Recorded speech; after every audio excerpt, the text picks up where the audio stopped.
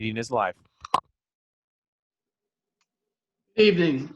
Welcome to the regularly scheduled meeting of May 27th, 2020, of the Gaithersburg Historic District Commission. I would ask our viewing public to at least be patient with us as we struggle with this platform and this way of dealing with our obligations. First, I would like to take I would give you my name. My name is Don Roddy. I'm filling in for the chair of the commission, who is not present this evening. We'll first take roll. It might be best if I just call your name, and if you acknowledge verbally that you're here, we can establish that we do have a working quorum. Commissioner Feinstein. Here. Commissioner Terra. Here. Commissioner LaFrance. Here. Commissioner Morgan. Yeah. Because Dean Ventola is not with us this evening, Commissioner Morgan is a full-fledged member of the commission, acting and voting as is the rest of us. This is good. I value his perspective and his advice. There are several other things we will take care of before we get to the actual agenda.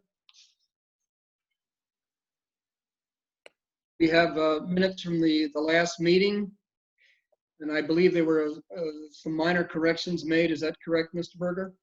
That is correct. Commissioner LaFrance noted that Chair Ventola was referenced incorrectly in the previous iteration of the meeting, so they were updated accordingly to reflect that change that she noticed. All right, and before I go further, let me correct a mistake. I did not note that Frank Johnson of the city of Gaithersburg, Greg Mann, and Chris Berger of the city of Gaithersburg are also present this evening. Yes, Record should thank reflect. you. What does the commission wish to do about the minutes of the last meeting as corrected? I move to approve the minutes as corrected. We have a second? I second that. In terms of a vote, Commissioner Feinstein, how do you vote? Yes. Commissioner Terra? Yes. Commissioner LaFrance? Aye. Commissioner Morgan? Yes. And Commissioner Roddy votes aye as well. I'd also ask if there are any conflicts or declarations that people wish to make with regard to the one HAWP and the several requests for tax certifications. Hearing none, I assume that there isn't any. The last thing is a preliminary statement by the chair that would be read. This commission is empowered to meet and act under Article 12 of the City Code of Gaithersburg. The technical qualifications of the staff of this commission and the members of the commission are on file with the City of Gaithersburg. Are available on request to any applicant and are hereby made part of the legal record of each and every application heard today.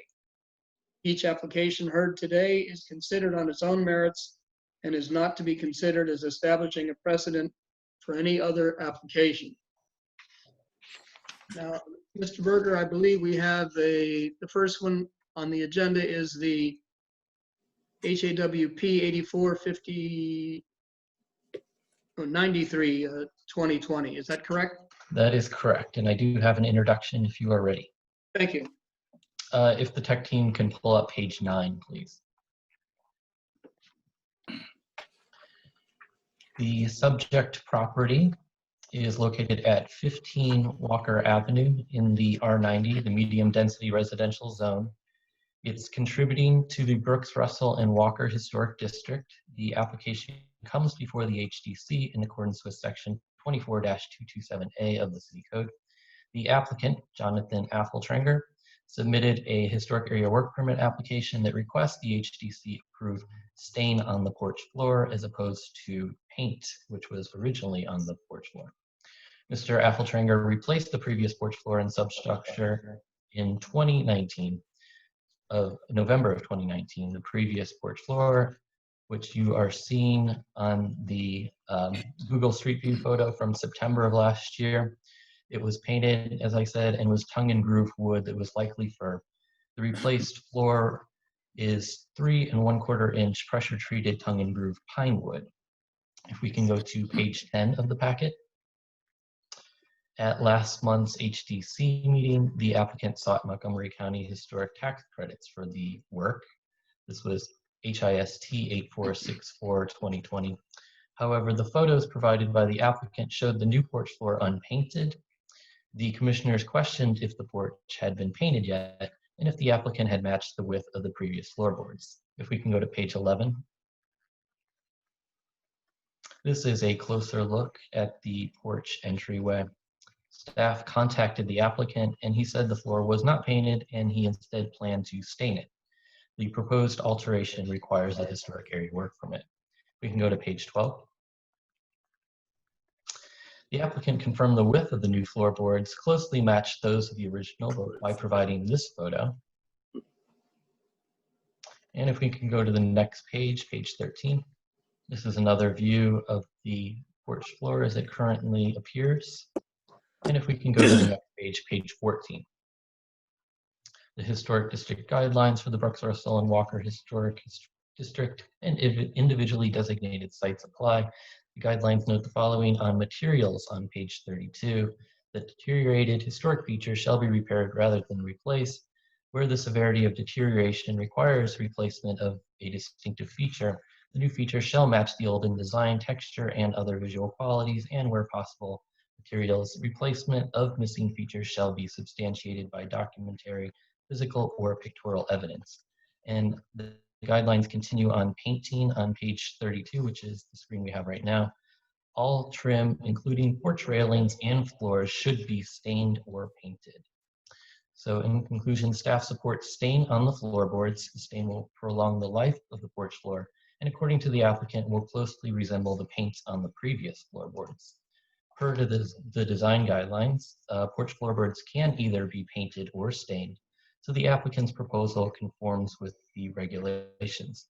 The applicant has not selected a specific stain yet because of the pandemic, so staff seeks a condition that the applicant confirm the stain he selects with staff before application. And the applicant, Jonathan Affeltranger, is here if you have any questions for him. Mr. Appletringer, this is a good time for you to say anything that you would like to say in addition to what Mr. Berger has already said. You're not required to say anything, and if you don't want to, that's fine. But if you wish to, this is the time to do it. Well, thank you and good evening. I don't actually have many questions. As was pointed out on page 14, that according to the guidelines, I can stain or paint the porch. So I don't actually see any issue moving forward. I did retain pieces of the old porch in order to match the color of the stain exactly. It will be an opaque stain. And I confirmed with both the professionals at Sherwin-Williams and also on this old house, and that both sources recommended using a permeating stain as opposed to using a modern latex paint, because in a high traffic area, the plastic layer of latex will just immediately slough off after less than a year or so. And so historically, the old paints would have been an oil base that would have saturated or permeated and actually bonded with the wood. And that's why you need a stain on something like a porch. And that's why I'm planning on moving forward with a stain if the council will agree with that action. As was indicated, we don't have any members of the public who want to speak either for or against this particular application.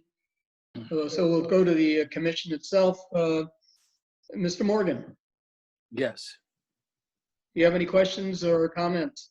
The only comment I have, I just want to commend the owner for doing his market research by going to Sherwin-Williams, also this old house, because they are specialized in older building and historical building, and getting advice from them was a very, very good move. And I just want to commend him on that. Commissioner LaFrance? I would just like to understand why the wood it wasn't possible to replace the deck with the proper width and similar to the original.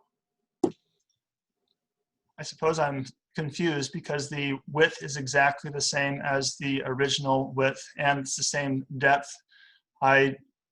As was mentioned previously inside the packet, that probably half of the floorboards were rotted. I mean, people would come over and they would even have to catch themselves because there were holes that would go all the way through the subfloor. And there were pieces missing on both sides, both the right and the left part of the deck. So you'd end up face nailing if you were trying to just replace individual boards, which would then lead to eventual rot. You never want to face nail on a tongue and groove application. And if I was going to be doing a stain that would be better for the longevity of this project, it was much better to remove everything, to be able to shore up the substructure that was rotted as well because of the saturation through. And the whole thing is now firm and trim and exactly like it was previously. Thank you. Commissioner Terra. Just one question that was just touched on right now. So the substructure has been fully replaced as part of this exercise, or is it salvaged? The front, I believe it's a 2x10, was replaced. Everything else was either sistered or salvaged. So there was not a total overhaul, but in order to access the whole entire front portion, it was needed to remove the entire deck. Commissioner Feinstein. Yes, I actually have a question for staff, not for the applicant. In the presentation, staff put on a recommendation that the selected stain be presented to staff prior to installation. And was that because you wanted to understand if the stain was the proper stain for the applicant's purpose or for the color purpose? Not for the color, for the first, the latter, not the former. Because my understanding, I mean, from a commissioner standpoint, if we're allowing stain, which I see no reason why we shouldn't, just like paint, we don't really dictate the color. That is correct. So I have no issues with the method, nor do I really need to see the condition put onto the approval. Thank you, I appreciate that. I had the same question. All right, I go last, and I have no issues or questions either. What would the commission like to do? Willing to entertain a motion. So I move that the Historic District Commission, based on the exhibit submitted on the staff reporting, find the recommendation, approve HIST 8493-2020, and we'll go ahead and forego the one condition. I Do we have a second. second? I'll second. All right, I'll call to the vote. Commissioner Feinstein, Aye. Commissioner Terra, Aye. Commissioner LaFrance, Aye. Commissioner Morgan, Aye. and Roddy votes aye. Congratulations, 5-0. Thank you. Thank you. All right, Mr. Berger, I believe we have a number of tax matters. Correct. And Mr. Affeltringer is going to stay with us for HIST 8464-2020 at 15 Walker Avenue in the medium density residential zone. If we can pull up page 44 of the packet, please.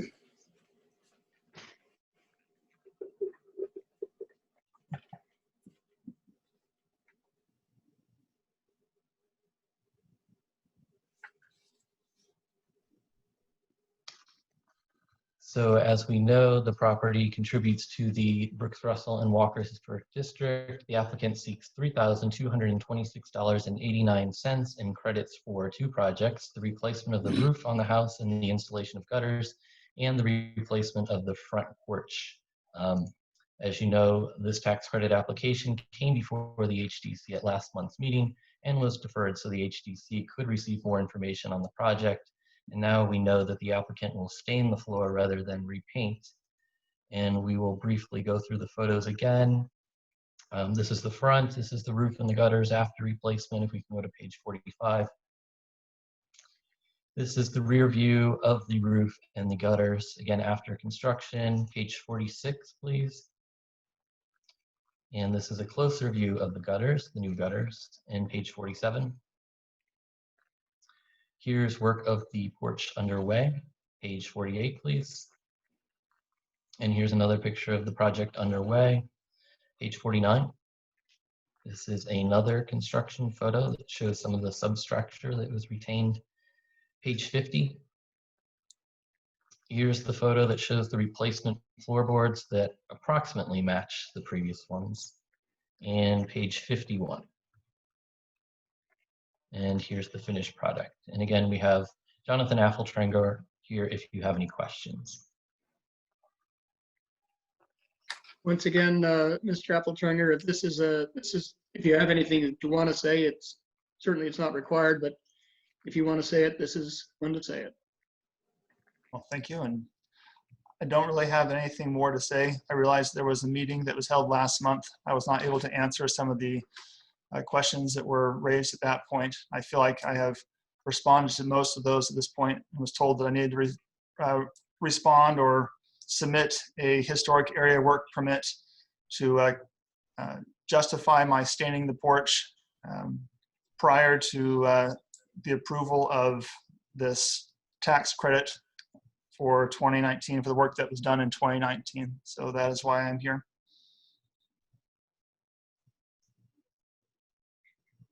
All right, how would the commission like to proceed? I'm willing to entertain a motion. I move that the Historic District Commission certifies that HIST 8464-2020 is eligible for participation in the Montgomery County Historic Preservation Tax Credit Program. We have a second? Second. Commissioner Morgan, how would you vote? Aye. Commissioner LaFrance? Aye. Commissioner Terra? Aye. Commissioner Feinstein? Aye. Commissioner Radio votes aye as well. All right, that passes. Thank you. Thank you. Thank you. Thank Mr. you. Berger, if you would call the next. Yes, HIST 8469, 2020 at 26 Brooks Avenue in the R90 medium density residential zone. It's a non-contributing property to the Brooks, Russell, and Walker Historic District. The applicant seeks $1,108.53 in credits for replacement of the weather damaged roofs on the house and garage, replacement of siding on the east and west elevations, the cleaning and sealing of the front and back porch floors, repair of the rotten front porch posts, and replacement of decayed garage door panels. If we can go to page 89, please.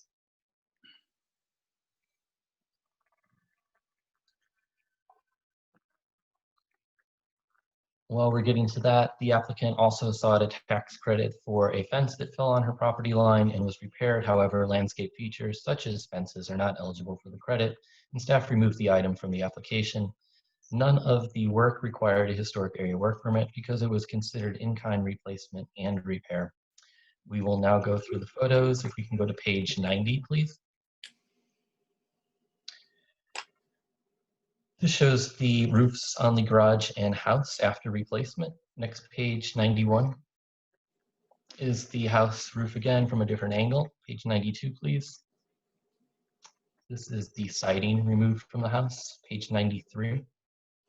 And this is the newly installed siding, 94. This shows, again, rotted siding, and page 95. And this shows the repair, page 96. This shows decking before it was sealed. And the next page, page 97. This is the after photo. Page 98. This shows the porch after sealing. And page 99. It's out of order, but it shows the completed porch. Page 100. This shows the rotted porch posts. And page 101 is a closer view of the repaired porch post. And page 102, please. This is the garage before repairs. And lastly, page 103, that's the after photo of the garage panels. The applicant, Ms. Martha Kern, is here if you have any questions. If we can bring her on. Right, Ms. Kern, you're not required to add anything to what Mr. Berger has said, but if you wish to, this is a good time to do it. He was very thorough. I take it you don't want to add anything more. Not really. Thank you. Do the members of the commission have any questions of the applicant or any comments they wish to make? We'll start with Commissioner Feinstein. I have no questions or comments. Commissioner Terra? No questions. Commissioner LaFrance? Yes, I have a question about the back porch. Is that original to the house? And does it qualify for tax credit? Yes, it was original with the house as far as I know. I was not the first owner. The house is from 1996, so it very well could be original to the house. And yes, it does qualify. It's attached. It's attached to the house in the structure, so it would qualify. Oh, great. Thank you. That's it. Commissioner Morgan, I believe you're next. I have no question, no comment. And I have no questions or comments either. How would the commission like to proceed? I'm willing to entertain a motion. I move that we approve HIST 8469-2020 to certify historic tax credit at 26 Brooks Avenue. Do we have a second? I second. Okay, I call it to a vote.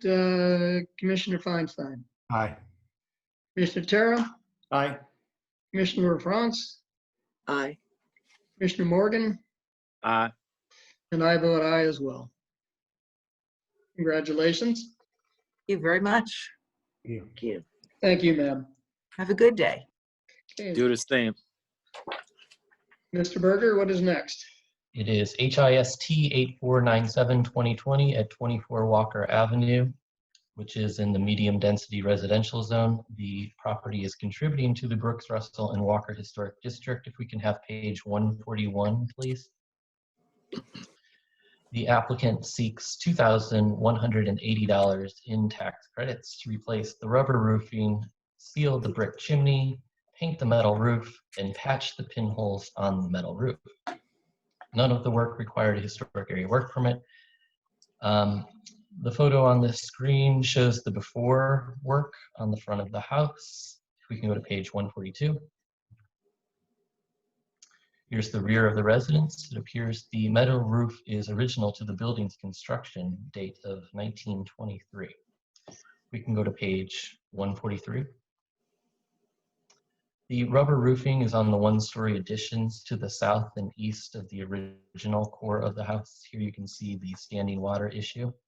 We can go to page 144. This shows one of the pinholes on the original metal roof. Page 145. This shows the work underway. Page 146. This is another construction photo. Page 147. This is the after photo, a front view, and page 148. And this is the after photo of the back, and lastly, page 149. This is the after photo of the rubber roof. And we have Olivier Cote to answer any questions. All right.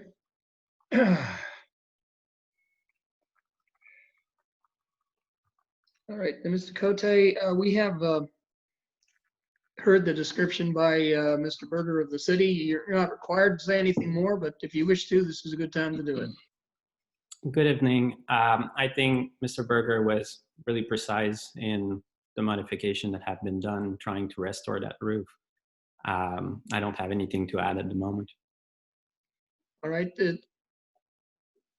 Then I will ask the commission if they have any questions or comments. Commissioner Morgan. The only question I have, the application for sealing the roof or repairing the roof, the seal or whatever you use, is it of historical material? Mhm. So I did work with Skates Corporation, which have done several projects in the district here. And they recommended to use this sealant, basically a type of painting, that was matching exactly the color that we had initially on the roof. This was done trying to restore the condition of the roof. There are several leaks, and there's still several leaks up there that required, like you saw, many times addition and coating and other layers. My wife and I, our first owner, we came to this house, bought the house, and worked with the listing agent and the inspection agent to realize that during the inspection, both roofs were considered as brand new for the roof in the addition here, and the metal roof was considered functional original. And all of these required extreme change that we were not planning on, starting 2 months after we bought the house. So this was our, we didn't expect to have to do any kind of modification like within the first year of buying the house based on inspection. And that was the way that we found to actually try to cover those. So it was proposed by Skates Corporation, the company that we're working with. Bear with me. I hope you understand my question, because when you have older material like 1924 or maybe 20 or 25 years, it may not hold well with newer material. So you want to be careful how when you're retrofitting or you're repairing, how newer material, new seal will hold up to an older material. Mm-hmm. And that's the reason I think that they had an entire process of scraping the metal roof to remove any metal part and preparation process. It was not just applying paint over an old metal roof that was layering or that had different variations. So the entire roof was scraped in the process to try to come back to original before application. Okay, all right. That's all I have. Yeah, Commissioner LaFrance. I have nothing, thank you. Commissioner Terra. No comments, no questions. Commissioner Feinstein. I had one question based on your response to Commissioner Morgan. You had said your roof still has a lot of leaks in it? Yeah, we're still looking, and at this point, we're thinking about it. This is not something we had planned. We're trying to see our options, but definitely roofing might be a project in the next year to come. That's a shame. I'm sorry to hear that. And Yeah. just as you move forward, make sure to work with the city to make sure, because you hate to do something that maybe would require a historic area work permit and then have to retroactively come back and do something. So just Yes. work with Mr. Berger, and hopefully you can solve the issue. Hopefully. Thanks for. I have no comments or questions. Do I understand that this also is an application for which there was no public? That is correct. That is correct, yes. All right, I'd ask the commission, do we have a motion?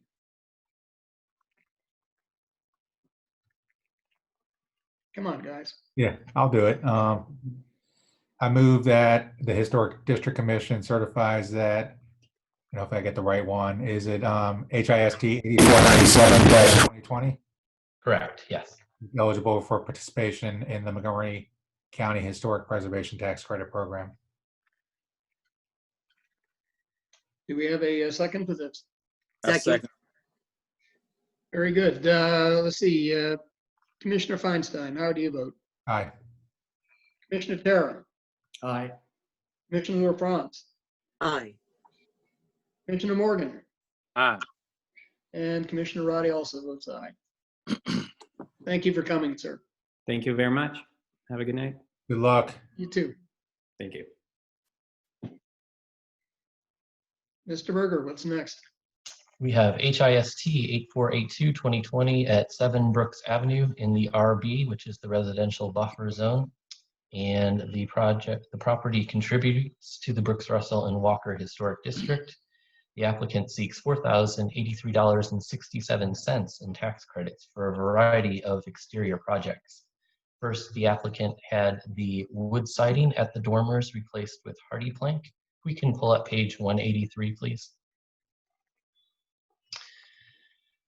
The HDC approved that project in the dormers in June 2019, with HIST 8214-2019. And the other work as part of this application includes the repainting of windows, handrails, shutters, doors, and porch floors, among other minor exterior repairs. If we can go to page 184. This is a before photo of the front. Next page, please, 185. Here's another angle of the front, page 186, please. This shows the back of the building, and page 187, please. Shows a closer look at the wood that was replaced in the dormer. Page 188, please. This shows the rear of the building from another view. And page 189, please. This shows the completed front railing after painting. If we can go to page 190. Here's another view of the front railing. And page 191. Here's a detailed photo of the railing that was repainted. And page 192. This shows the dormers after replacement with hardy plank. And page 193. Here's a closer view of one of the dormers. 194. Here's a close view of the rear dormer, page 195.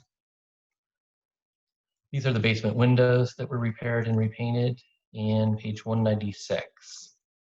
And this shows the back porch where repairs took place. Does anyone have any questions?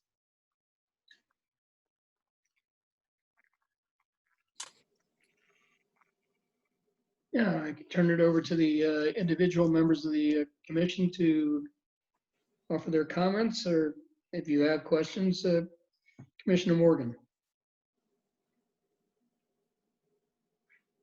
Commissioner Morgan, you're on mute. Thank you. No question or comments. Commissioner LaFrance. I remember this when it came before us as an application, and no, I have no questions. Commissioner Terra. No questions. Commissioner Feinstein. No question. And I have no questions or comments either. I'm willing to entertain a motion. I move that the Historic District Commission certifies that HIST 8482-2020 is eligible for participation in the Montgomery County Historic Preservation Tax Credit Program. Thank you. Any second? Second. All right, I'll ask Commissioner Feinstein, how would you vote? Aye. Commissioner Terra. Aye. Commissioner LaFrance. Aye. Commissioner Morgan. Aye. And Commissioner Roddy votes aye as well. It does pass. All right, Chris, what's next? HIST 8498-2020, which is at 19 Walker Avenue in the R90 medium density residential zone, is contributing to the Brooks Russell and Walker Historic District. If we can pull up page 238, please. The applicant seeks $602.50 in tax credits for the repainting of the north and south elevations of the house. The applicant had the east and west elevations painted in 2018 and received tax credits for that work last year. In addition to the house, the applicant repaired and repainted a rotten section of wood on the garage. None of the work required a historic area work permit because it was considered repair or maintenance. The applicant has also sought a tax credit for half the cost to remove a walnut tree on the property line with 21 Walker next door. However, staff received direction from the Montgomery County Historic Preservation Department this Saturday that the trees removal is not eligible for the credit, so that item was removed from the application and the report and packet were updated accordingly yesterday. So if we can go to page 239. This is a before photo from, I believe, 2013 that shows the house before it was repainted, and next page 240. And this shows the repainted north elevation. We can go to page 241. And this is the repainted south elevation.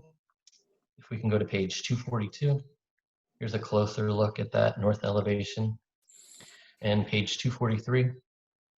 And this shows the garage, and the next page 244.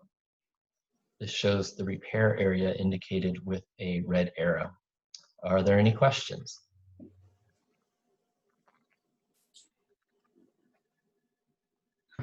All right, let's go down the line and see if there are any comments. Commissioner Morgan, anything? No question, no comments. Commissioner LaFrance? No. Commissioner Terra? No questions? Mark? None as well. And I don't either. I'm willing to entertain a motion. I move that we certify HIST 8498-2020 from the Montgomery County Historic Tax Credit for 19 Walker Avenue. You have a second? Second, All right, we'll go one by one. Commissioner Terra, how would you vote? Aye. Commissioner LaFrance, how would you vote? Aye. Commissioner Feinstein? Aye. Commissioner Morgan? aye. Commissioner Roddy votes aye as well. Passes. All right, do we have one more? Is that correct? We do. HIST 8496-2020 at 110 Chestnut Street in the R90 medium density residential zone. The property is non-contributing to the Chestnut Mean Historic District. If we can have page 266. The applicant seeks $2,475 in tax credit for replacement of the wood windows, a project that was approved by the HTC with HIST 8041-2018. The applicant initially sought a tax credit for the windows with tax credit application HIST 8384-2019, but staff did not believe the windows were eligible at that time because there was no evidence the original windows required replacement, and believed the windows could have been repaired. Further, the replacement windows were double paned and the originals were single paned. Staff recently sought input from the Montgomery County Historic Preservation Department, and the department supervisor said they went back and forth and concluded that the window project is in fact eligible for the credit because the property is non-contributing to the district. If the property was contributing to the district, the county said, then the windows would not have been eligible. If we can go to page 267. Interesting. This is an exterior before photo. And if we can go to page 268, this is an interior before photo. And page 269, here's an exterior after photo. And page 270. This is an interior after photo. So finally, staff seeks a condition that if the HDC certifies the applicant, if the HDC certifies the application, if the applicant could provide more evidence that the project has been paid in full before staff submits the application to the county finance department. Is there any questions? All right, let's go to the individual members of the commission. Commissioner Terra, any comments? No questions or comments? Commissioner Morgan? No question or comments. Commissioner LaFrance? Well, first, I want to say that I meant to disclose again that this is my neighbor. Secondly, it will not affect my opinion this evening. And also, I want to state that although it is a non-contributing resource, the house is over 50 years old. So I am concerned about moving forward with the future of allowing houses over 50 years old to change their windows, but Yeah. it is what it is. So since we have some verification that non-contributing windows can be approved, then I guess that's where we are this evening. Thank you for listening. All right, Commissioner Feinstein? No comments or questions. All right, I have none either. I'm willing to entertain a motion.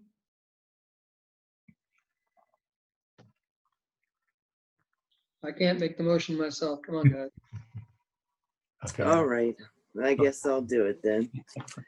I move that we certify HIST 8496-2020 for the Montgomery County Historic Tax Credit for the property at 110 Chestnut Street. We have a second? With the condition, I'm sorry, including the condition. thank you. I second that. All right, Commissioner Feinstein, how would you vote? Aye. Commissioner Terra? Aye. Commissioner LaFrance? Aye. Commissioner Morgan? Aye. I vote aye as well. All right. And that would bring us then to you, Mr. Berger. Yes, the annual HDC training, we have a date for that. It will be held virtually on Thursday, June 11th at 7 p.m. I can send an email with this information. The topic will be sustainability, and we will be joined virtually by Rockville commissioners and staff. And also, I wanted to thank all you commissioners for another successful virtual meeting, and special thanks to Vice Chair Roddy for stepping in so ably as our chair tonight. Put it in the paycheck, Chris. And that's all I have. Okay. And next we have comments from the commission. Anything? I just want to say thank you, everyone. I think we're getting better and better at this. Yes, and I would also echo that. I think it's great that we have the three of the city employees to keep this trolley on the rails. Thank you very much. I know you have other things you'd like to do in the evenings. Yes. I also I just have one, I'm I have- sorry to interrupt you, dear. One more question. How long do we think it'll be before we can sit next to each other again? Good question, right? It depends on who you ask. yeah, you're right about that. Yeah. Unfortunately, I don't have any updates on that right now. I can say I don't. The month of June will also, I think, be held virtually, but that's all I know at this time. Okay, thank you. Anything else? Yes, I have one comment. Yes. I just want to give a disclaimer, and I think it's after the effect. One of the presenter, Bates Architect, the last meeting we had, I didn't know Marty had a big son, Ben, so I wasn't sure it was the same person. And Marty wasn't part of the presentation, or he was sitting in the presentation, not visible. So after the meeting, he reached out to Chris to reach out to me. So I just want to make sure that next time, if I'm aware of that, I would present that as a disclaimer that I am, I know the person. We worked together for years, and it has been maybe 18 years since I last talked to him. So yeah, I just want to let you know that. But Commissioner Morgan, as I understand it, you're Yeah. saying you weren't even aware of that at the time, though? Yes, I wasn't aware. I didn't know he had a big son, Ben. Ben did a presentation. Yeah. If you didn't know, it certainly couldn't have impacted your decision, but thank you. Yeah. And also, it was a courtesy review application. So good. All right. Okay. But in case next time I take a look at that, I would check and investigate and do my research to make sure that there's a connection between Ben Bates and Marty Bates. Oh, That is a question I have actually, because I guess for Frank, because I know Marty and Ben as well. And I know, I mean, obviously, there's other architects who come before, and we may know them just in the community. Should we be? I mean, should we just be announcing that as a just as so people are aware that we may know the architect for the applicant? The fact that you know somebody really, it's a question of conflict under our ethics code. And that's more a matter of being involved or aware in some way of the application, or perhaps having worked with them in the past on this application or something within the city that's connected or similar. Just knowing them, certainly if you want to announce that, that's fine. For instance, Commissioner LaFrance will say, this is a neighbor of mine, I know this, because she happens to live, in the same area. So that's understood. But in terms of posing a conflict, just the fact that you know somebody in and of itself shouldn't be sufficient. Mhm.